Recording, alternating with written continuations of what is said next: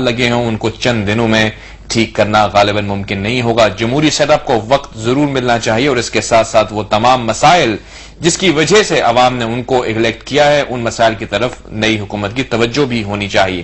ججز کا مسئلہ بہرحال ابھی تک سر فہرست ہے. لوگ ہوں یا مبصرین ہوں وہ ججز کے اس مسئلے کو ابھی بھی ایک اہم مسئلہ سمجھتے ہیں. وہ یہ سمجھتے ہیں کہ جب تک یہ مسئلہ حل نہیں ہوگا ہماری ملکی سیاست پر جمود طاری رہے گا. کس حد تک یہ درست ہے؟ اور ایک جو دوسری رائے جو یہ ہے کہ ہمارے مسائل تو مختلف ہیں. ہمارے مسائل تو بے روزگاری کے ہیں, مہنگائی کے ہیں اور دہشت گردی کے ہیں اور اس غربت کے ہیں جو کہ جس کے سطح سے نیچے ہمارے عوام دھکیلے جا رہے ہیں. لیکن بہرحال دونوں ہی اہم مسائل ہیں, بلکہ میں کہوں گا مسائل ہی مسائل ہیں اور ان کا حل کرنے کی کوشش کا آغاز 18 فروری سے. وہ کس حد تک پیش رفت ہوئی ہے, یہ جو سفر جمہوریت رہا ہے, اس کے بارے میں ہم بات کریں گے.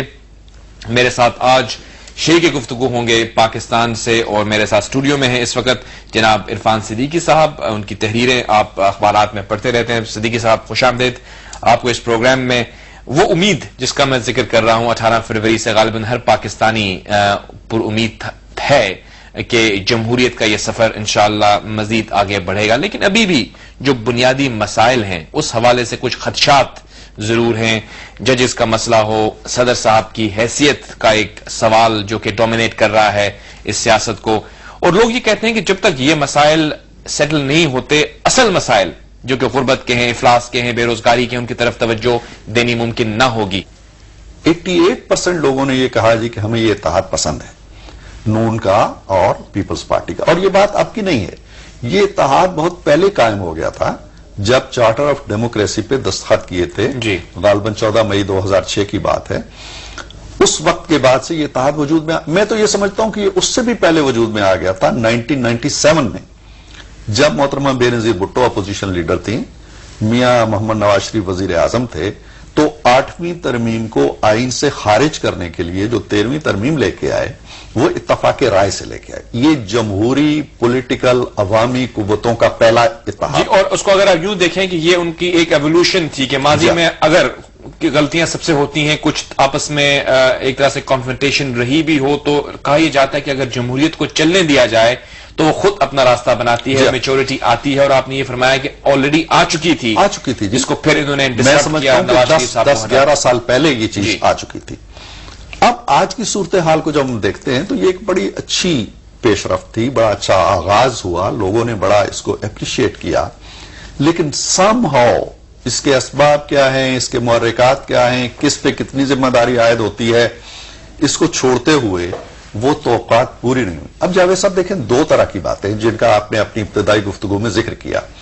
مہنگائی ہے, بے روزگاری ہے, بد امنی ہے, دہشت گردی ہے, بم دھماکے ہیں, وار آن ٹیرر ہے. یہ ایشوز ہیں جنہیں سیٹل ہونے میں وقت لگے گا, اور پھر یہ ریلیٹڈ بھی ہوتے ہیں بہت سے دوسرے فیکٹرز کے ساتھ. اگر پیٹرول کی قیمت جو ہے وہ $150 تک پہنچ گئی ہے تو ہم بڑھانے پہ مجبور ہو جائیں گے. بہت سی چیزیں ایسی ہیں.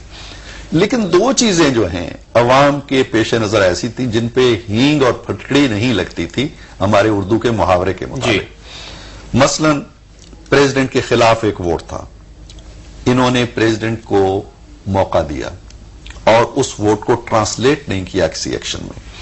دوسرا ججوں کی بحالی کا ووٹ تھا.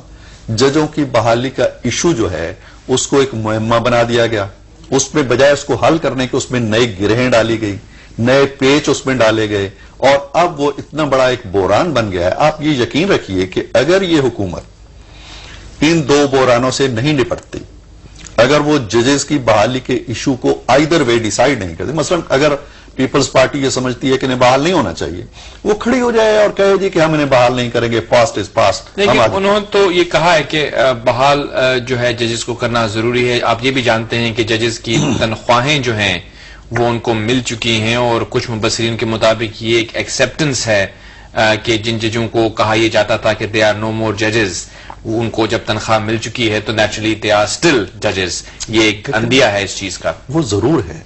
میں یہ کہتا ہوں, اور بہت سے لوگ اس پہ, اور وکلاء کی بھاری اکثریت اس پہ اعتماد رکھتی ہے اس بات پہ. اور کہا تھا جو 29 کی تعداد ہوئی ہے اس سے بھی یہ چیز مطلب کہا یہ جاتا ہے. صدیقی صاحب آپ جو فرما رہے ہیں میں اس کو سمجھ رہا ہوں. جو مبصرین جو آپ کی آراء سے اختلاف رکھتے ہیں وہ یہ سمجھتے ہیں کہ ایک طویل وقت ایسا رہا ہے جس کو آپ جمہوری نہیں کہہ سکتے. یہ کلیم کیا جاتا تھا, دعوے کیے جاتے تھے کہ یہ جمہوری ہے, لیکن بہرحال جو اگر آپ کانسٹیٹیوشن امینڈمنٹس کو دیکھیں, اقتدار کے ایک جگہ پر ڈیسیژن میکنگ کو دیکھیں, تو ایک ایسا وقت تھا جہاں پہ فیصلے کہیں اور ہوا کرتے تھے. اب جب فیصلے کہیں اور ہونے جا رہے ہیں تو اس میں وقت لگے گا. اب وہ تمام پاورز ایک شخص کے پاس مرکوز ہیں, وزیر اعظم کو مقتدر بنانے میں وقت لگے گا, تو وقت ملنا چاہیے اس نئے سیٹ اپ کو. دیکھیے, یہ ایک نقطہ نظر ہے جس کا اظہار آپ نے کیا. ایک نقطہ نظر یہ ہے کہ جتنا آپ وقت دیں گے اتنا آپ اپنے آپ کو کمزور کریں گے. جتنا زیادہ آپ وقت دیں گے اتنا آپ ان قوتوں کو جن کے خلاف آپ کام کرنا چاہتے ہیں یا جنہیں خارج کرنا چاہتے ہیں سسٹم سے, اتنی وہ قوتیں توانا ہوں گی, اتنی مضبوط ہوں گی. بات یہ ہے کہ ہمارے ہاں گرد و پیش میں بہت مثالیں. یہ عام انتخابات نہیں تھے. یہ جو 2008 کو الیکشن ہوا اور جس انداز سے لوگوں نے ووٹ دیا, یہ عام 2002 والے الیکشن نہیں تھے, یہ اس سے پہلے والے بھی نہیں تھے. ایک چینج کے لیے تھا, فوری چینج کے لیے تھا. اب بات یہ ہے کہ جو چیزیں آپ فوری طور پہ کر سکتے ہیں, آپ کے پڑوس میں نیپال میں ایک پارلیمنٹ آئی, ایک مینڈیٹ لے کے آئی, 250 سالہ پرانی بادشاہت تھی, اور پارلیمنٹ نے کہا جی کہ 15 دن میں یہ شاہی محل بھی خالی کرو اور گھر چلے جاؤ. ہمارے پریزیڈنٹ سے 1000 گنا زیادہ پاورفل تھا بادشاہ اختیارات کی حد تک. لیکن جب عوام کی قوت آپ کے پاس ہوتی ہے, ایک 16 کروڑ کا لشکر آپ کی پشت پہ کھڑا ہوتا ہے, آپ اپنے سامنے کھڑے آمر کے سامنے جب کپ کپانے لگتے ہیں, ڈرنے لگتے ہیں, یہ کر دے گا, وہ کر دے گا, پھر اسے ٹائم دیتے ہیں آپ, تو وہ توانا ہو جاتا ہے. آپ اگر 19 فروری کے پریزیڈنٹ کو سامنے رکھیں, آپ 1 مہینہ بعد کے پریزیڈنٹ کو سامنے رکھیں, آپ پرسوں والے پریزیڈنٹ کو سامنے رکھیں جس نے کراچی میں جا کے آپ کو پھر للکارا ہے, تو آپ کو اندازہ ہوگا کہ وقت دینے کا نتیجہ کیا نکلتا ہے. لیکن وقت اس لیے تو نہیں دیا جا رہا جو مبصرین یہ سمجھتے ہیں وقت دینے کی آپ ذکر کر رہے ہیں, کہ بہرحال آپ کی رائے ہے کہ اگر وقت ملے گا تو اس سے کوئی توانا ہوگا, لیکن کچھ لوگ یہ بھی سمجھتے ہیں کہ وقت لگے گا. محض 3 ماہ ہوئے ہیں, یہ 8 سال کا ایک جمود طاری تھا, اس کو توڑنے میں آپ چند مہینوں میں نہیں توڑ سکتے. آپ بالکل صحیح فرما رہے ہیں کہ انتخابات کا مینڈیٹ تھا, لیکن وقت تو لگے گا اس میں ٹرانزیشن کی طرف بڑھنے میں. آپشن کیا ہے آپ کے پاس ٹرانزیشن کا؟ جو اگر آپ اس سیٹ اپ کو آپشن میں بتاتا ہوں, جی آپشن یہ ہے کہ یا تو آپ عوام کی طاقت دیکھیں نا, بہت سے ماضی, آپ کا 60 سال کا ماضی گزر چکا ہے, الیکشن ہوتے رہے ہیں, ہم تماشے دیکھتے رہے ہیں. ہوا کیا ہے, مثلا ججوں کا مسئلہ پیدا ہوا.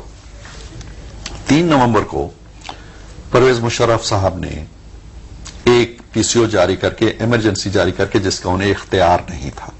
بحیثیت چیف آف آرمی اسٹاف انہیں کوئی اختیار نہیں تھا. وہ پریزیڈنٹ بھی تھے, پارلیمنٹ بھی بیٹھی ہوئی تھی, وزیر اعظم بھی بیٹھا ہوا تھا, کابینہ بھی بیٹھی ہوئی تھی, سب بیٹھے ہوئے تھے, لیکن کوئی کچھ نہیں کر سکتا تھا. انہوں نے کہا میں وردی پہنتا ہوں اور سارے آئین کو ایک طرف کرو, اس کو ٹھڈا مارو, اور یہ پی سی او ہے اور نئے جج بناؤ. تو انہوں نے کہا یہ غیر آئینی ہے, خود کہا غیر آئینی. اب ایک شخص تو کسی اختیار کے بغیر 1 گھنٹے کے اندر اندر سارے نظام کو تلپٹ کر کے 60 ججوں کو گھر جیل میں بند کر دیتا ہے.